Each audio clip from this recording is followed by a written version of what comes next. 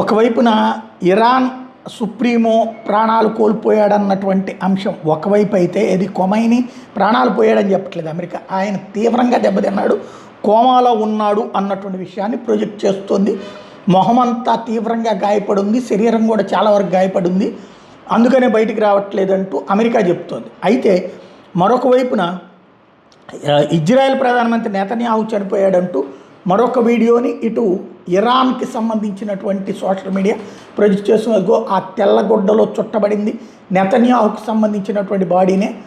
మొన్న ఇరాన్ చేసినటువంటి దాడిలో ఆయన అధికారులతో కలిపి మీటింగ్ అవుతున్నప్పుడు ఆ బిల్డింగ్ కూలిపోయింది, అందులో నెతన్యాహు చనిపోయాడు, అవే తీసుకువెళ్తుందంటూ ఇది ఇరాన్ ఇక్కడ ఈ ఫోటోని ప్రొజెక్ట్ చేసుకుంది. ఒక దేశాధ్యక్షుడు చనిపోతే అంత వేగ్గా ఏదో దారిన పోయే శవాన్ని తీసుకెళ్ళినట్టుగా తీసుకువెళ్ళరు.